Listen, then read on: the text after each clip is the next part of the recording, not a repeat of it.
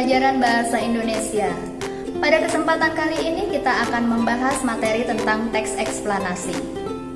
Tujuan pembelajarannya melalui kegiatan kali ini diharapkan mampu memahami struktur teks eksplanasi dengan baik dan juga memahami kaidah kebahasaan. Di samping itu, di bagian akhir nanti kalian dapat memproduksi sebuah teks eksplanasi berdasarkan struktur dan kaidah kebahasaan.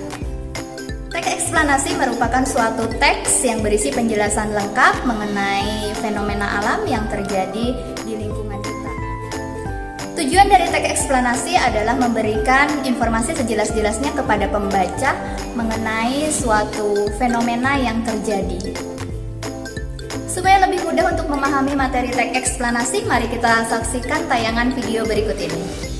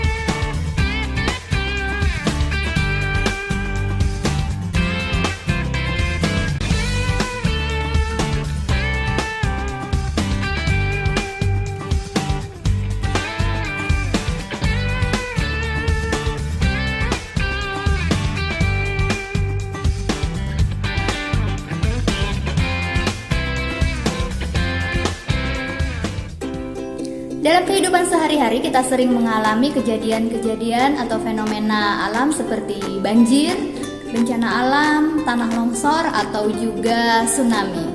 Itu adalah beberapa contoh yang dapat dijadikan sebagai bahan untuk menulis teks eksplanasi. Untuk lebih jelasnya, mari kita saksikan video mengenai tsunami berikut. Tsunami. Kata tsunami berasal dari bahasa Jepang su yang berarti pelabuhan dan name yang berarti gelombang, sehingga secara umum diartikan sebagai gelombang atau ombak yang besar di pelabuhan. Tsunami dapat diartikan sebagai gelombang laut yang disebabkan oleh gempa bumi dengan pusat di bawah laut, diikuti dengan dislokasi atau perpindahan massa tanah atau batuan yang sangat besar di bawah air. Letusan gunung api bawah laut atau gunung api pulau, longsor di bawah laut, dan atau hantaman meteor di laut. Tanda-tanda akan terjadinya tsunami adalah: pada umumnya, di Indonesia didahului dengan gempa bumi besar dan susut laut. Terdapat selang waktu antara waktu terjadinya gempa bumi sebagai sumber tsunami dengan waktu tiba tsunami di pantai. Di Indonesia, tsunami dapat terjadi dalam waktu kurang dari 40 menit setelah gempa bumi terjadi. Gelombang air laut datang secara mendadak dan berulang dengan energi yang sangat kuat. Gempa bumi di bawah laut penyebab tsunami memiliki kekuatan gempa atau magnitudo lebih besar dari 6,8 skala Richter dengan kedalaman pusat gempa tidak lebih dari 70 km dan pola patahan adalah sesar naik turun. Upaya pengurangan resiko bencana tsunami dapat dilakukan dengan pembangunan sistem peringatan dini tsunami, pembangunan tempat evakuasi atau shelter di sekitar daerah pemukiman, pembangunan tembok penahan tsunami pada garis pantai yang beresiko, penanaman mangrove, serta tanaman lainnya di sepanjang garis pantai untuk meredam gaya air tsunami. Meningkatkan pengetahuan masyarakat lokal, khususnya yang tinggal di pinggir pantai tentang tsunami dan cara-cara penyelamatan diri terhadap bahaya tsunami. Segera melapor secepatnya pada pihak berwenang jika melihat tanda-tanda akan terjadinya tsunami. Segera naik ke tempat yang tinggi, pegunungan, atau gedung yang tinggi jika melihat tanda-tanda akan terjadinya tsunami. Beritahu orang-orang sekitar dan ajak serta ke tempat yang tinggi. Jika sedang di dalam perahu atau kapal di tengah laut dan mendengar berita dari pantai telah terjadi tsunami, jangan mendekat ke pantai, arahkan perahu ke laut. Gelombang pertama biasanya disusul gelombang berikutnya. Pastikan gelombang telah benar-benar mereda sebelum turun ke daerah yang rendah. Lakukan pertolongan pertama pada para korban. Kenali ancamannya, kurangi resikonya. Bagaimana? Cukup mudah bukan untuk membuat teks eksplanasi berdasarkan struktur dan kaidah kebahasaannya? Pada pertemuan berikutnya akan kita bahas materi-materi lain yang berkaitan dengan bahasa Indonesia. Untuk kesempatan kali ini, sekian dulu, tetap jaga kesehatan dan sampai jumpa.